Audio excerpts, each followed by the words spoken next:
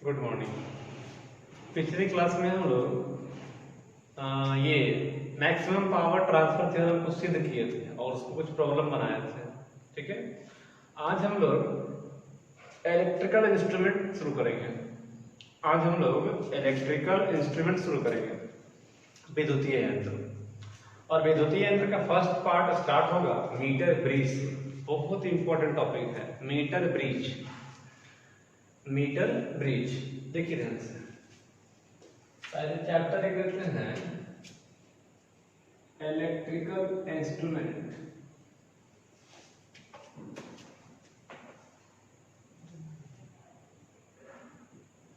विद्युतीय यंत्र, और उसका जो फर्स्ट पार्ट होगा वो क्या है, मीटर ब्रिज। मीटर ब्रिज क्या है? देखिए, यह एक ऐसा विद्युतीय यंत्र होता है जिसकी सहायता से आप किसी अज्ञात प्रतिरोध को ज्ञात कर सकते हैं। यानी metre bridge is an electrical instrument with the help of which we can determine the value of any unknown resistance. मतलब किसी भी अज्ञात प्रतिरोध का मान हम लोग इस मीटर ब्रिज से ज्ञात कर सकते हैं। यानी मीटर ब्रिज एक ऐसा विद्युतीय यंत्र होगा जिसकी सहायता से हम लोग किसी अज्ञात प्रतिरोध के वैल्यू को, मान को ज्ञात कर सकते हैं। ठीक है, और इसका सिद्धांत देखिए, तुम लोग सब पहले लिखे जाते। ठीक है,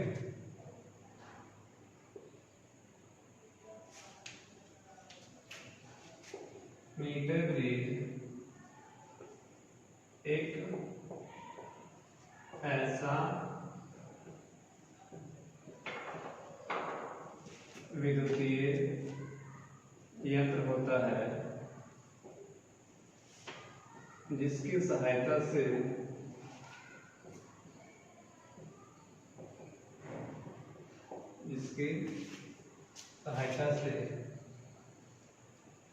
किसी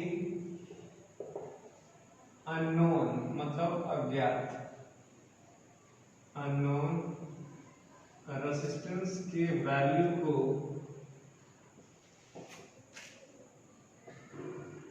प्राप्त किया जाता है। ठीक है, सिद्धांत देखिए, बोले तो प्रिंसिपल। देखिए, मीटर ब्रिज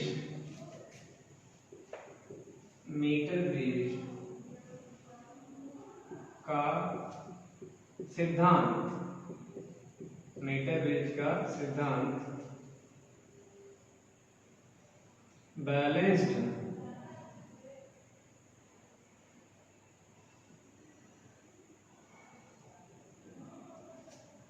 व्हीटस्टोन ब्रिज पर आधारित होता है।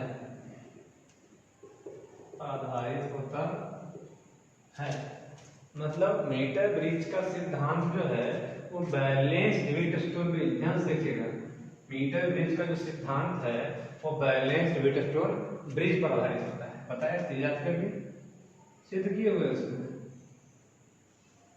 देखिएगा।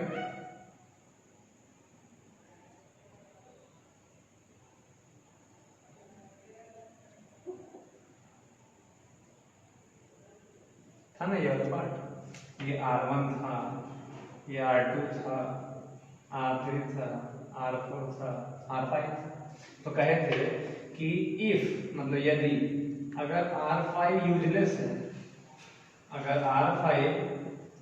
है, मतलब इसमें से कोई करंट नहीं बहता है, अगर इससे कोई करंट नहीं बहता है तो R1/R2 बराबर R3/R4। Then R1/R2 equal to R3/R4 बताया थे। कि व्हीटस्टोन ब्रिज बैलेंस्ड तब होगा जब R5 क्या होगा, यूजलेस होगा, मतलब इस पे कोई करंट नहीं बहेगा, और उस कंडीशन में R1/R2 बराबर R3/R4 होगा। यही कहता है बैलेंस्ड व्हीटस्टोन ब्रिज।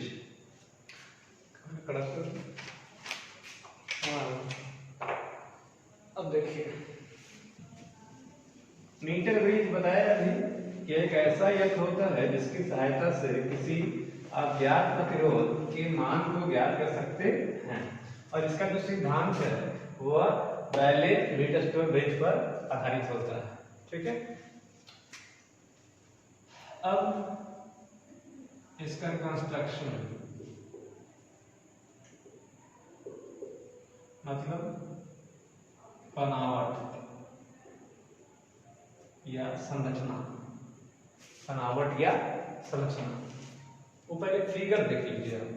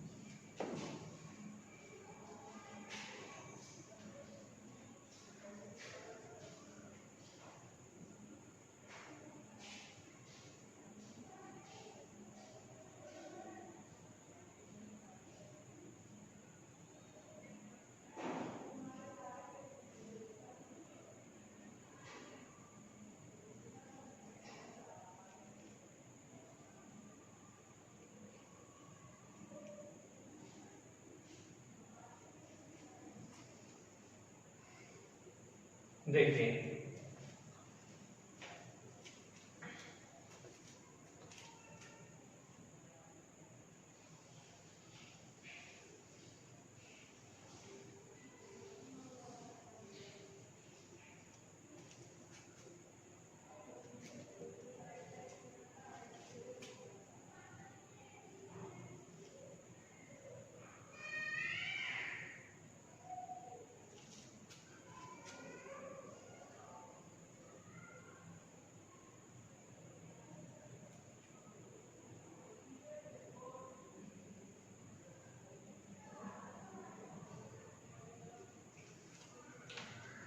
देखिए ये है मीटर ब्रिज का स्ट्रक्चर, कंस्ट्रक्शन।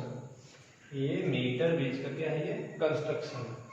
इसमें देखिए ध्यान से, एक ज्ञात प्रतिरोध है S, एक ज्ञात प्रतिरोध है S और एक अज्ञात प्रतिरोध है R। अननोन रेजिस्टेंस एक R है और एक known resistance S।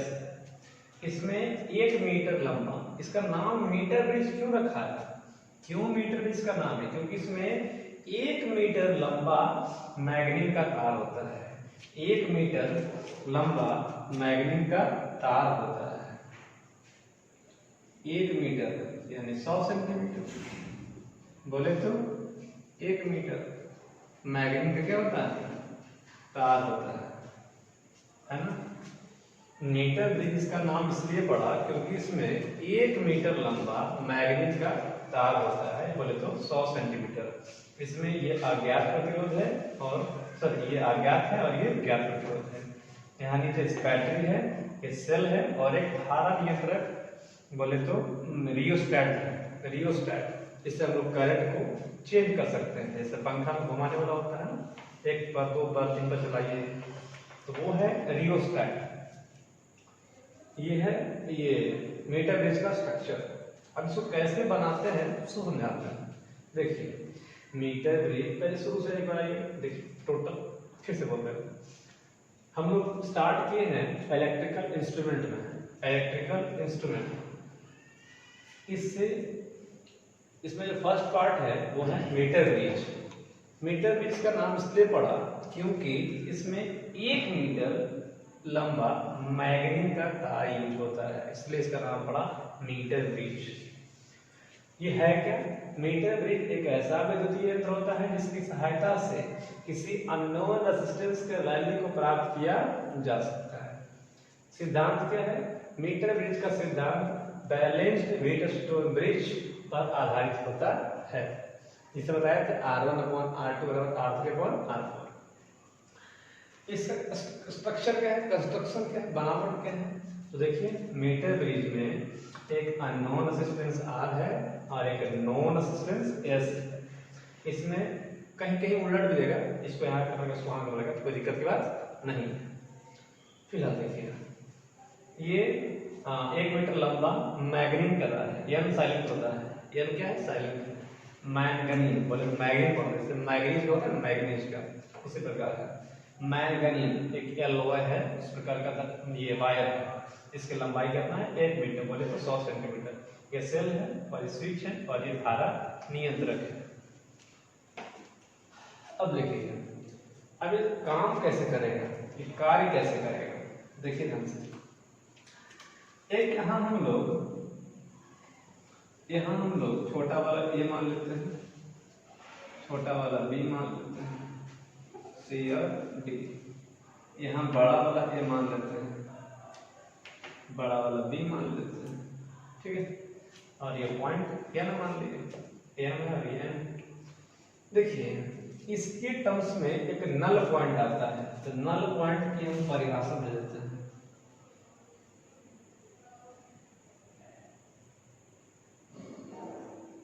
Null point होता क्या है? शून्य बिंदु इसको बोलते हैं। क्या बोलते हैं? नल पॉइंट या 0 पॉइंट। ये क्या है? यह एक ऐसा बिंदु है, यह एक ऐसा बिंदु है जिसके संपर्क में होने पर धारा मापी यंत्र से किसी प्रकार की धारा बहती नहीं है, ठीक है। मतलब परिपथ में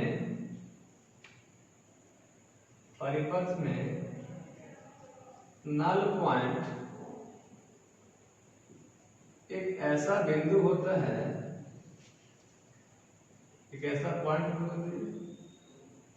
पॉइंट होता है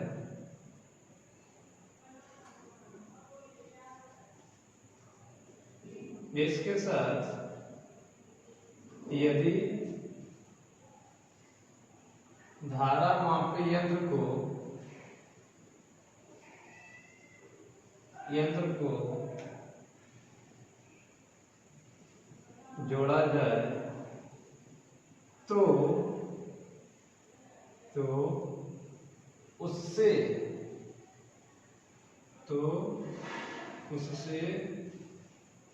किसी प्रकार की धारा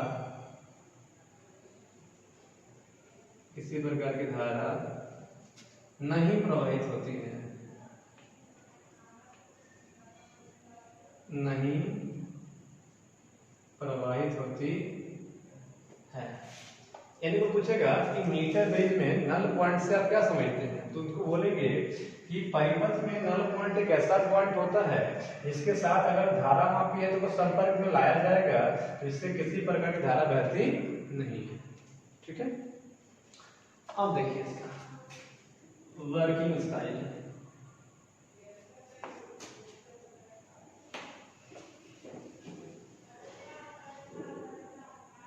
मतलब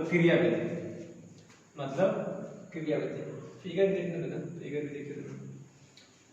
देखिए ध्यान से, ये काम कैसे करता है, मीटर ब्रिज काम कैसे करता है।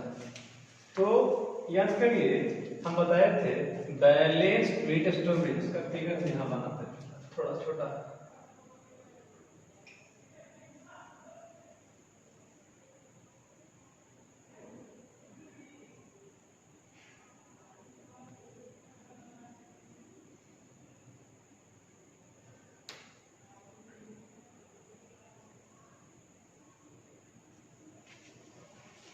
ये R1 था, ये R2 था, R3 था, R4 था और ये R5 था। तो बताए थे कि अगर R5 से किसी प्रकार की धारा नहीं बहती है, अगर R5 से ध्यान समझिए, अगर R5 से किसी प्रकार की धारा नहीं बहती है, मतलब यूजलेस होता है, तो बताए थे उस कंडीशन में कि R1 upon R2 equal to R3 upon R4। क्या कीजिए, R1 अपॉन R2 और R3 अपॉन R4 कब, जब इससे किसी प्रकार की धारा नहीं बहती है। ठीक वही देखिए यहाँ क्या करेंगे, इस फिगर में इसको पकड़ करके इधर इधर करेंगे, घुमाएंगे, ऐसा है ना, ये इसको ऐसे से करेंगे, जुड़ा हुआ ये, इसको इधर ले जाएंगे, इधर लाएंगे और देखेंगे कि किस पॉइंट पर, देखेंगे ऐसे कर करके कि किस पॉइंट पर इसमें धारा नहीं बहता है, मतलब कब इसका खुट्टी मतलब सीधा हो जाता है, रुक जाता है, कब इसका खुट्टी मतलब टेढ़ा नहीं होता है, रुक जाता है। ऐसे ये ऐसे नहीं होता है, ऐसे नहीं होता है, देखते हो ना स्पीडोमीटर मोटरसाइकिल वगैरह में होता है, चालू होता है ऐसे हो जाता है, 80 बढ़ता है तो ऑन होता है, तो नहीं होता है तो ऑन चुपचाप रहता है। ठीक उसी प्रकार कि इस पॉइंट को आगे पीछे लेके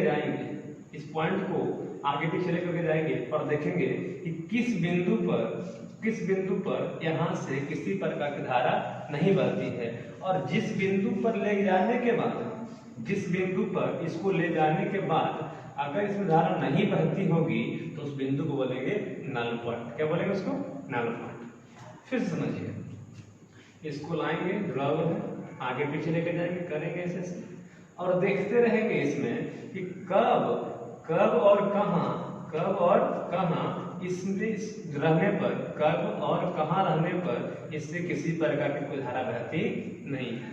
तो मान लिए कि हम ऐसे कर रहे थे और n एक ऐसा बिंदु मिल गया जहां पर जुड़ने के बाद इससे किसी प्रकार की धारा नहीं बहती है। ठीक है, देखिए मान लेते हैं, माना कि n एक नल पॉइंट है, n क्या है, नल पॉइंट। तो अगर n एक नल पॉइंट होगा तो G से किसी प्रकार की धारा नहीं बहेगी, तो IG equal to 0। Null point कहते ही उसी को है कि जिसके साथ संपर्क में होने पर धारा मापी यंत्र से किसी प्रकार की धारा नहीं बहती, तो IG इक्वल टू 0। अब IG 0 हो गया। अच्छा ये मान लीजिए इसकी जो लंबाई है, छोटा वाला L मान लीजिए, इसकी जो लंबाई है वो छोटा वाला L मान लेते हैं। तो अगर ये L हो गया तो पूरा 100 सेंटीमीटर है, पूरा 100 सेंटीमीटर है, तो ये जो बच गया वो 100 माइनस एल बच गया। ये क्या बच गया? 100 माइनस एल, ये बच जाएगा। ये अगर एल हो गया तो ये बच गया 100 माइनस एल। नीचे कर देते हैं इसको।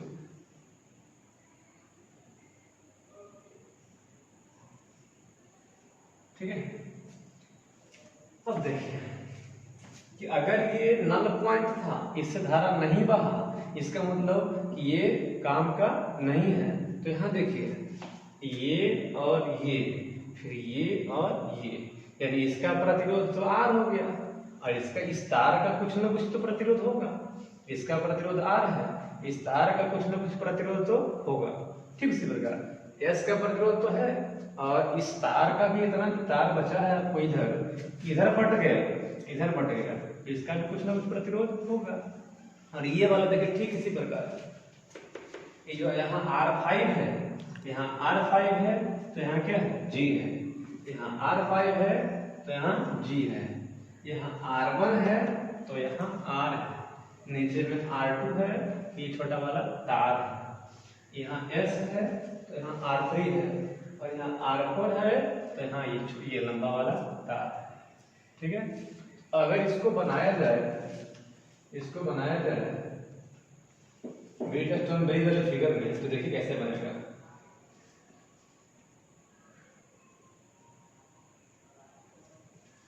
यहाँ R है, ये R है।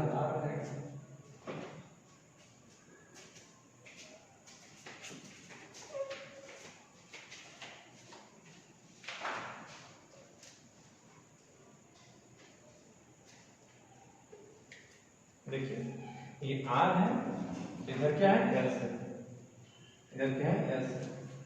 ये वाला तार अगर कुछ ना कुछ प्रतिरोध होगा तो इस तार के प्रतिरोध को हम लोगों ने मान लिया RAN।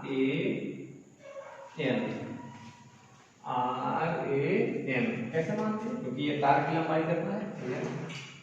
इधर क्या था? S लिख देंगे। ये बच गया, तो इस तार के प्रतिरोध को हम लोगों ने मान लिया R, और फिर क्या है? N और B, तो NB क्या हो गई? NB। और ये जो घूम नीचे आ रहा था, ये नीचे आ जाएगा यहां से,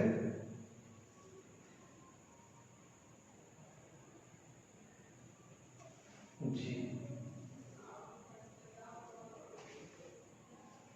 नहीं आ गया। देखिए इसी का फिर से देखिए, यहाँ R कर दिए, बगल में S था, बगल में S कर दिए, बीच से ये गुजर रहा था, बीच से तो गुजार दिए।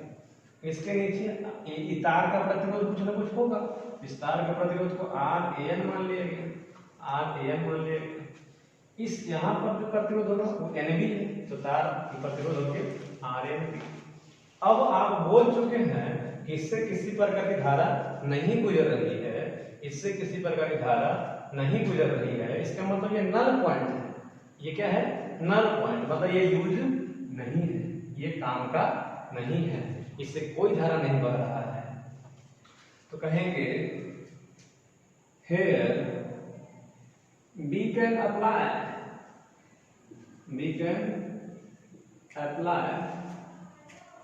the principle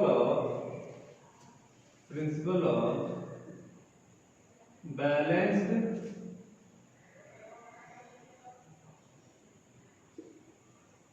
Wheatstone bridge. हम लोग यहाँ बैलेंस व्हीटस्टोन ब्रिज का सिद्धांत लगा सकते हैं, मतलब R1/R2 equal to R3/R4। R1 की जगह पर क्या है? R, यहाँ क्या है? RAN है, ऊपर क्या है?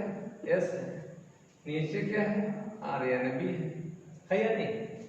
ठीक है, ये दोनों प्रतिरोध का मान है, तो प्रतिरोध रहने देंगे। ये RAN, तो R बराबर याद करिए, हम लोग पढ़े थे फॉर्मूला, R बराबर ρL/A, R बराबर ρL बाई A, याद करिए सेकेंड पार्ट में, R बराबर ρL/A, तो R बराबर रो लिख दिए, ये आर नहीं, ये वाला आर को रहने देंगे, इस आर को रहने देंगे, इस आर को भी रहने देंगे। क्यों? क्योंकि ये प्रतिरोध का मान है और इन दोनों प्रतिरोध का मान हम लोगों ने खुद से माना है, तो इसका जो मान लिख देंगे रो एल अपॉन ए, रो एल अपॉन ए। लेकिन ये लंबाई किसका है? ए एन का है, ये लंबाई ए एन का है, तो ए एन, और इसका जो प्रतिरोध होगा रो एल अपॉन ए। लेकिन इसका जो लंबाई है वो क्या है? एन बी, एन से लेकर करके बी तक, एन बी है ना। तो देखिए रो हो गया, एल ए से लेकर के एन तक अपॉन ए, एरिया सबका सेम है क्योंकि यहां से यहां जो मोटाई है वो सबका सब सेम है, rho L N B upon A तो ए कट गया, रो रो भी कट गया, तो ये बच गया R L A N. A N की लंबाई आप लोगों ने क्या माना? ये माना, छोटा वाला एल, छोटा वाला एल कर दीजिए यस। और एल एन बी तार की लंबाई कितना बच गया? 100 minus L, 100 minus L, 100 minus L. तो अब देखिए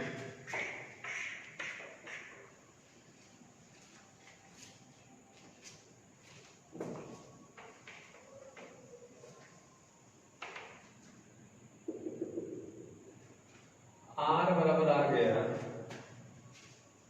एस अपॉन 100 माइनस एल गुना एल, गुना एल। तो आर बराबर हो गया, यही है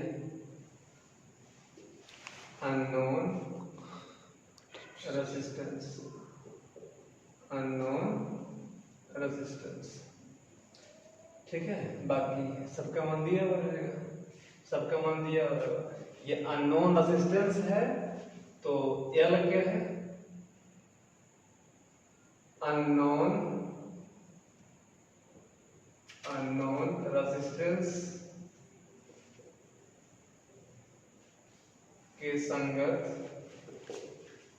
लंबाई।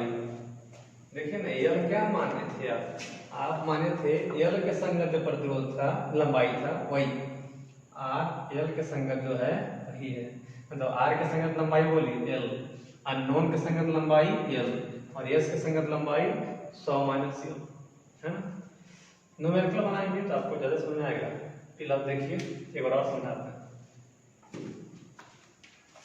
देखिए मीटर ब्रिज है क्या, ध्यान समझेंगे, टोटल समझ में आएगा, कुछ पार नहीं करेगा।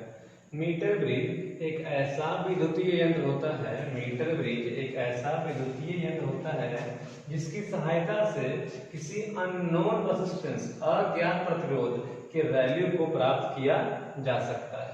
ठीक है, मीटर ब्रिज का जो प्रिंसिपल है, सिद्धांत है, वह बैलेंस्ड व्हीटस्टोन ब्रिज पर आधारित होता है।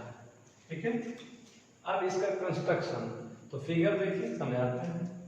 यही इसका कंस्ट्रक्शन है, बनावट है। इसमें क्या है कि धातु का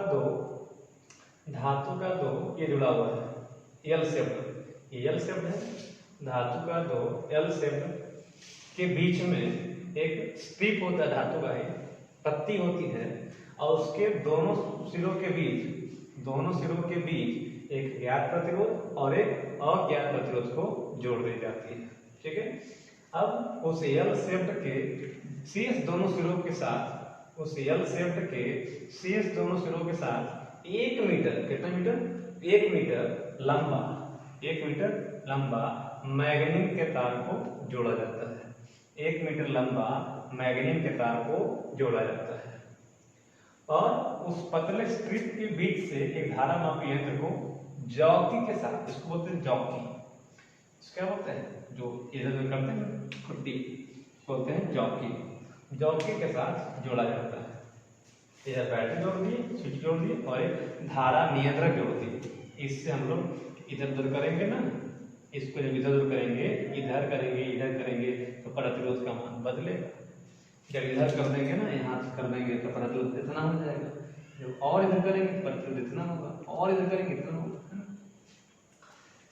अब इसके संगत एक नल पॉइंट होता है। क्या होता है? Null point. उसके बारे में जानेंगे। तो पूछेगा नल पॉइंट क्या होता है, तो उसको बताएंगे क्या कि परिपथ में नल पॉइंट एक ऐसा बिंदु होता है, परिपथ में नल पॉइंट एक ऐसा बिंदु होता है जिसके साथ यदि धारामापी यंत्र को जोड़ा जाए, नल पॉइंट के साथ धारामापी यंत्र को जोड़ा जाए तो उससे किसी प्रकार की धारा बहती नहीं है। ठीक है, नल पॉइंट मतलब कोई धारा नहीं, शून्य धारा। चलिए अब हम लोग को पढ़ना है वर्किंग। क्या पढ़ना है? वर्किंग है क्या, सिद्धांत क्या है, बनावट क्या है, फिगर, अब क्रियाविधि।